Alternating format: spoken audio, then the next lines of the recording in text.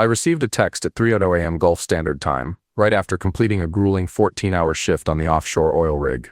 The message, a bombshell delivered midnight slumber, informed me of my wife Krista's plans. She was abandoning our marriage and relocating to Palm Springs, California, with her new companion, a 25-year-old. The audacity was compounded by her declaration that she was taking all of our joint funds. My name is Miles Harrington, a 52-year-old man who's dedicated the past 27 years of his life to working on oil platforms around the globe. My hands were still stained with the grease of my labor when I processed Krista's message, my 18-year marriage seemingly dissolving before my eyes. A second notification popped up on my phone. A screenshot of our shared bank account revealing a balance of $0 where $142,000 should have resided. The image was punctuated with a kissy face emoji, as if this egregious act of betrayal was somehow endearing. I didn't react violently. I didn't lash out. I simply sat on my bunk, surrounded by the confines of my shared quarters with 2 other rig workers, and responded with a calm "sure, good luck." I then powered down my phone and went to shower, washing away the grime and the initial shock. The following day, my colleagues noticed a change in my demeanor. I skipped breakfast and went directly to work, prompting my second-in-command, Jackson, to cast concerned glances during routine safety checks. He wisely refrained from inquiring, recognizing the sanctity of personal matters. Our team of 16 individuals relied on our collective focus to maintain the safe operation of our floating metal city. Personal issues remained private concerns. During the lunch break, I checked my emails. The reality of the situation struck me with full force. Krista had already initiated divorce proceedings, alleging abandonment due to my extensive overseas work. She'd enlisted the services of an attorney, Mr. Sullivan, a specialist in high-value divorces. Her legal team requested substantial spousal support, citing my purportedly excessive earnings. Adding insult to injury, she brazenly mentioned that her new emotional support companion had already moved into our home in Midland, Texas. I closed my laptop, stifling the surge of emotions, and returned to my duties without mentioning a word to anyone. Already on it, Miles. Do not respond to any communication until you return to the States. Bet. The next 2 weeks were a blur of 12-hour shifts under the relentless Texas sun. My life as I knew it unraveled back home while I toiled away at sea. Although my fellow workers would have understood a request for emergency leave, it wouldn't have altered the situation. I determined that I had to finish my assignment and receive my compensation. As I turned in for the night, Vincent, the rig supervisor, stopped by my quarters. "Everything stable, Miles?" he inquired, his question encompassing both the operational status of the rig and my personal well-being. "Everything's under control," I answered, honestly. And it was, more so than Krista would ever comprehend. My relationship with Krista began 19 years prior, at a local fishing supply store in Midland. She was 31 at the time, working the counter with a dry wit. I was 33, already a decade into the oil industry and home between contracts. We married within 11 months. A quick union, but one that seemed perfectly reasonable then. I had established a stable life, owned my home outright, thanks to a fortunate investment in a smaller oil producer that was later acquired by a major company, and enjoyed a promising career path on international rigs. Krista admired my stability and resolve. I admired her vivacious spirit and effortless ability to connect with people. The rotational work schedule posed an ongoing challenge. Initially, 2 months on, 1 month off. But the financial rewards were remarkable. I could earn in a half year what most people in our community made in 3. We considered it a worthwhile trade-off. She would maintain our home life while I secured our future. The complaints about missed birthdays, questioning the necessity of a lucrative Saudi Arabian contract, and comparisons to the constant presence of her friends' husbands at social gatherings. Looking back, I realized the warning signs were there. By the time I reached 47, she ceased asking about my return home, stopped sharing photos of her daily activities, and our video calls became shorter. At the time, I dismissed these changes as a natural evolution in a long-distance marriage. Comfort supplanting excitement, routine replacing spontaneity. Last Christmas, I returned home to find our entire house redecorated, without any prior discussion. New furniture, paint, and furnishings had completely transformed our living space. When I questioned the changes, her response was simply, "I needed a change." I didn't press further. 2 months before my departure for this particular assignment, I noticed irregular transfers from our joint account to an unfamiliar account. "Home repairs," she explained, stating that the foundation required attention. Before embarking on this contract, I drove by the house and observed no signs of construction but noticed a black Audi parked in our driveway, a vehicle I'd never seen before. 4 weeks ago, she stopped answering my calls entirely, responding only with text messages claiming to be preoccupied with a new project. I almost interrupted my assignment to return early, but instead, I chose to trust my wife of 18 years. 3 days before receiving her final text, our neighbor Michael sent me a photograph of a moving truck in front of our house. "Thought you should know," he wrote. I didn't respond, choosing to wait for the situation to unfold. Sometimes, inaction provides the clearest perspective. After completing my shift the day after receiving Krista's text, I retreated to my quarters. My satellite phone rang. It was Patrick. "You sitting down, Miles?" he asked.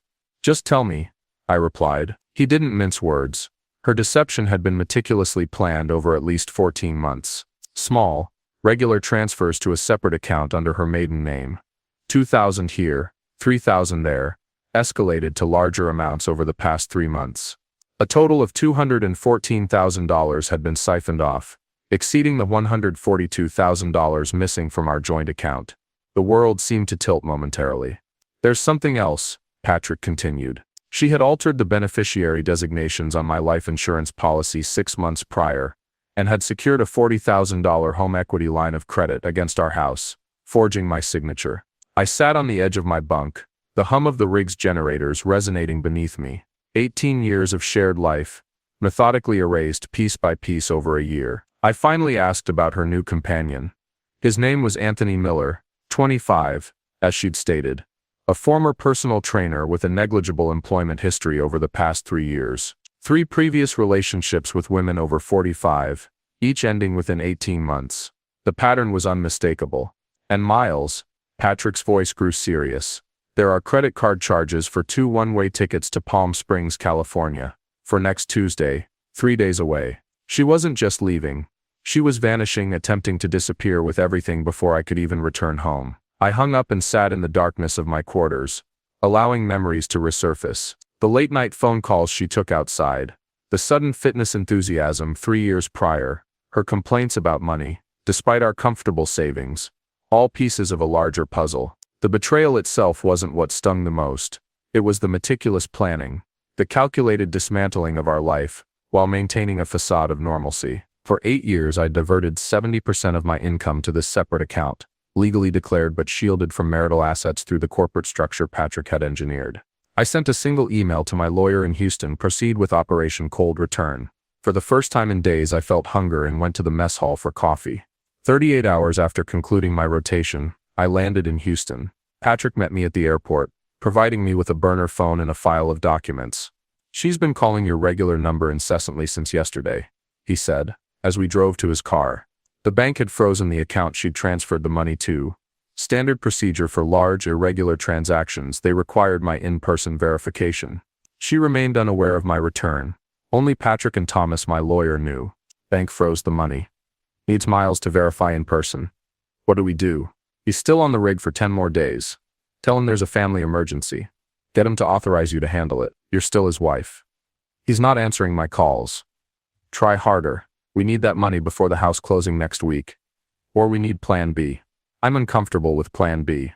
It's just insurance money. He works a dangerous job for a reason. People have accidents all the time. I returned the tablet, my hands steady but icy. "Are these admissible?" I asked. "From the cloud backup of her phone," Patrick replied. "She used your Apple account credentials to set up her new phone last year. Never changed passwords." We proceeded directly to Thomas's office. He had prepared divorce papers, a criminal complaint for the forgery on the home equity loan, and an emergency motion to freeze all assets. "There's a complication," Thomas explained. "She'd filed a domestic violence claim against me, alleging emotional abuse and financial control, claiming fear for her safety." "That's absurd," I responded. "I've been 6,000 miles away for 7 weeks. Doesn't matter," Thomas replied. "It's a tactic to gain sympathy and justify taking the money. Her lawyers are seeking an emergency hearing tomorrow for a restraining order against you and exclusive use of the house. So she wants to bar me from my property while her boyfriend resides there." I questioned. Thomas nodded. "And there's more. She's already spent the home equity loan, transferring it to an LLC registered to Anthony Miller 3 days after receiving it." I took a deep breath. "Options? We countersue immediately." Thomas responded. Fraud, forgery, alienation of affection, criminal conspiracy based on those texts. We request an emergency freeze on all her accounts and the LLC. He then slid a document across his desk. We file this. The document outlined a motion to dismiss the domestic violence claim based on evidence of perjury. What evidence? I asked. Thomas smiled faintly. Your location data from your company's security badge confirms your presence on the oil platform for 7 continuous weeks. Your passport stamps corroborate this. I've also subpoenaed your phone records, showing a year's worth of calls between you, with nothing suggesting arguments or threats. I signed the documents. One more thing, Thomas added. I need you to feign surprise when she's served. She can't know you're back yet.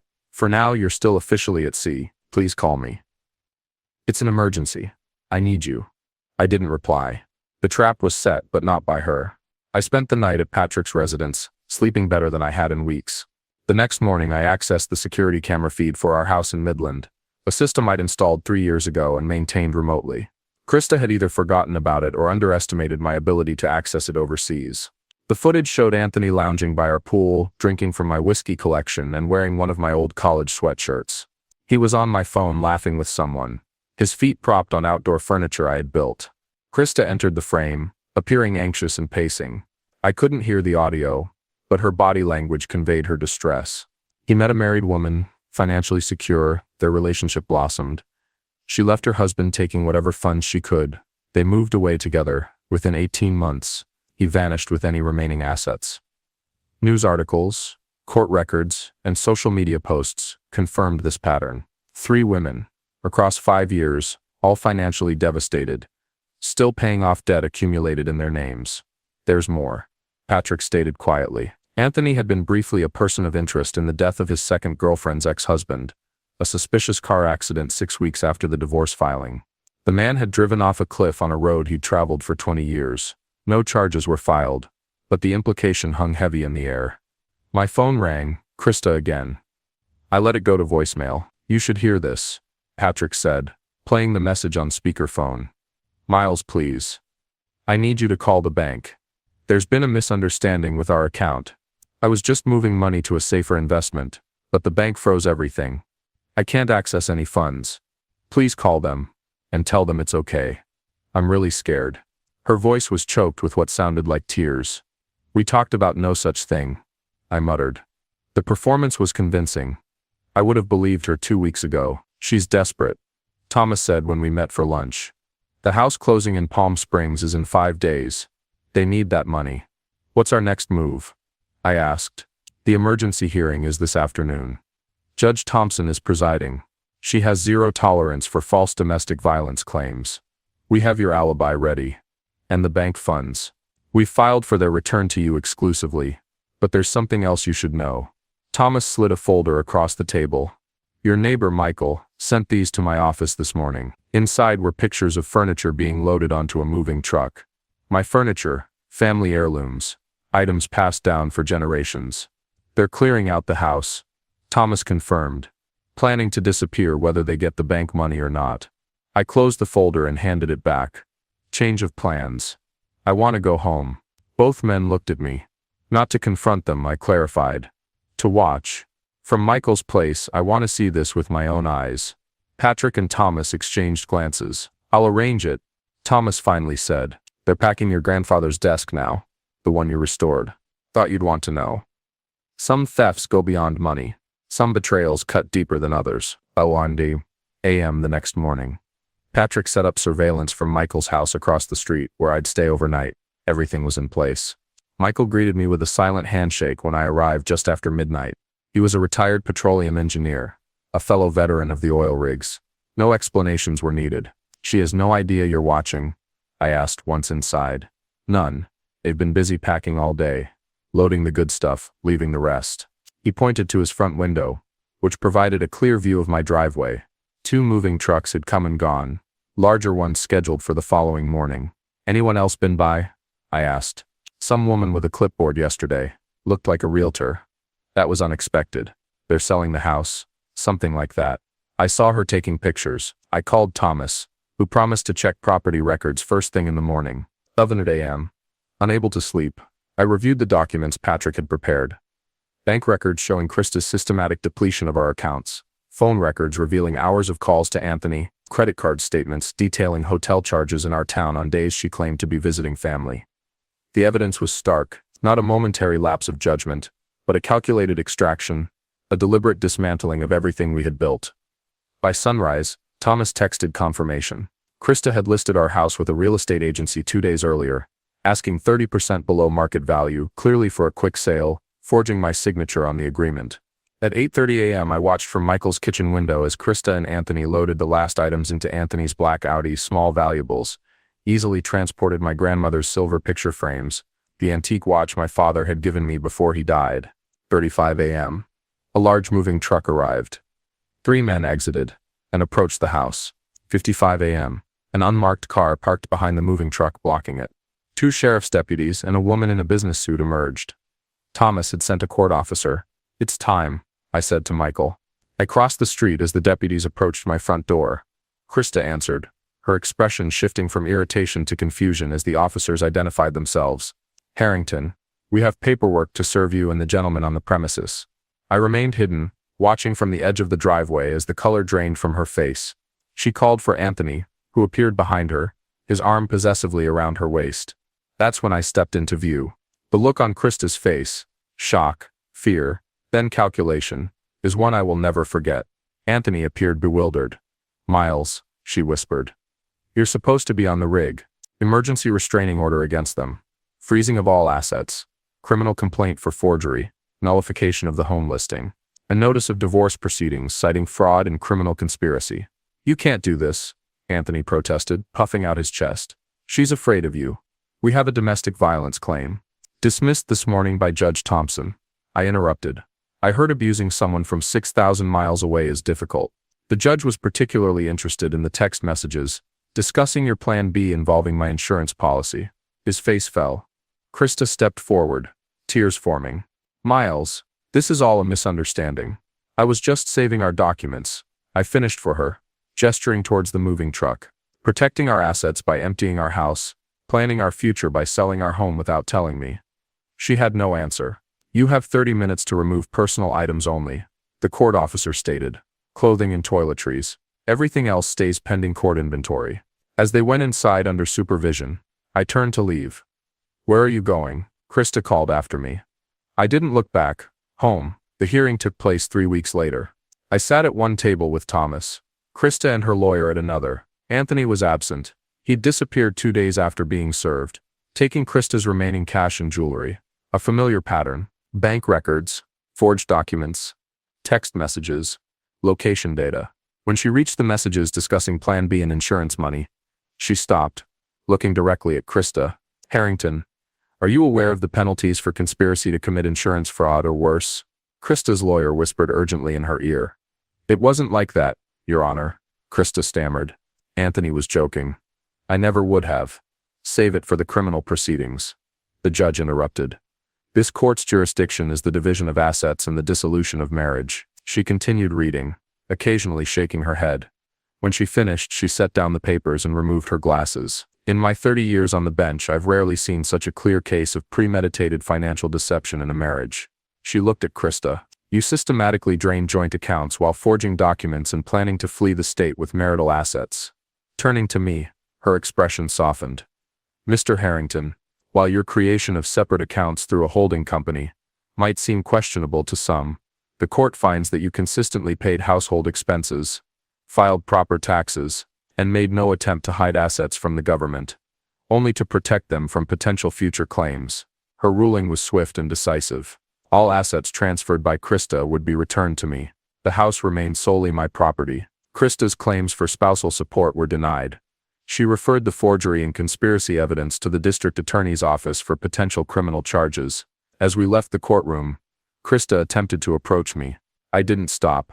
Some victories require no words. 6 months later, I stood on the porch of my cabin in the mountains outside Bozeman, Montana. The property, 40 acres of pine forest and meadow, had been part of Undercurrent Holdings all along, purchased 5 years prior as a retirement plan.